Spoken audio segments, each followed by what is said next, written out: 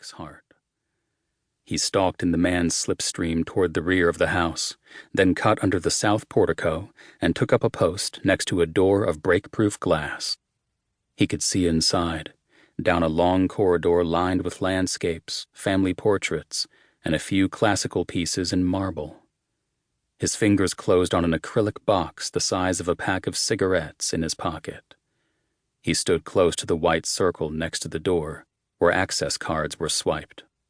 Widener came around the corner at the far end of the hall and walked straight toward him. Nick waited, calm.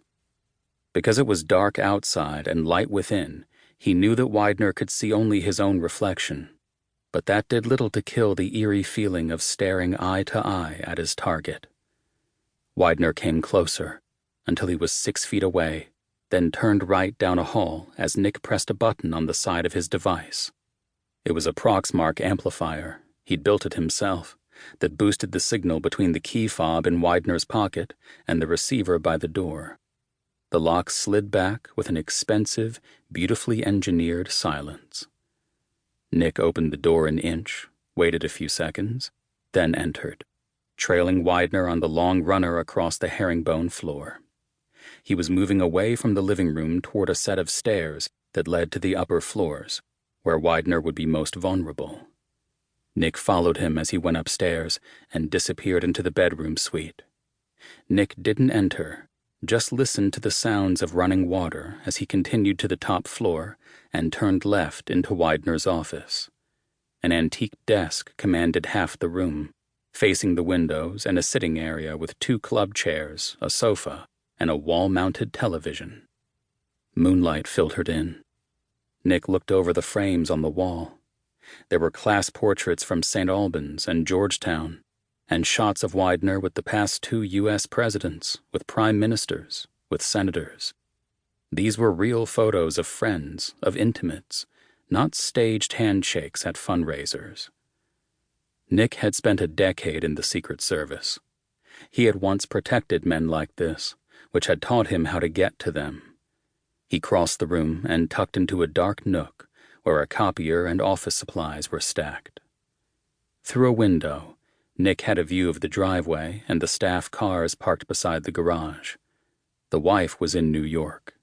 He could see everyone coming and going, would know when he was alone with Widener, when no one would be around to hear him call for help. Widener entered, now without his jacket and tie, and switched on a lamp. He poured himself a small glass of scotch and added a few drops of water, as he did every night. A man of routine. It would be easy enough to do it now. Killing wasn't the difficult thing, though it was harder, louder, and shabbier than most suspected.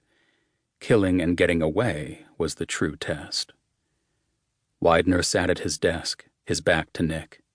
He flipped on the TV, tuned to a Hoyas basketball game, then pulled his laptop toward him and set to work. Nick stepped out of the shadows. One turn, one careful look, and Widener would see him. But people so rarely stop to examine the familiar world around them. We walk blindly through this life. This was the most difficult part, to hold, silent and still, in the same room as the mark, even as the adrenaline raced through his body like flame up a fuse. Time was his weapon, isolating them. Nick watched through the window as the housekeeper pulled out in her Honda. Malcolm Widener would have a place in the history books, but at the end of the day, he was just a man, sitting alone and vulnerable. Following someone this closely inevitably created sympathy. Nick used it as a tool to put himself inside a target's head. Now he tuned it out. This was a job, and he was a professional. The gate opened and closed. One guard remained on the property, finishing his patrol before he went to check the security feeds from a post inside the pool house.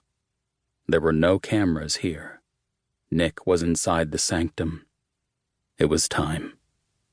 He closed on Widener with silent steps, stood behind him, and touched his fingers to the sheath. Nick didn't draw a knife or gun. In his other hand, he held a small envelope marked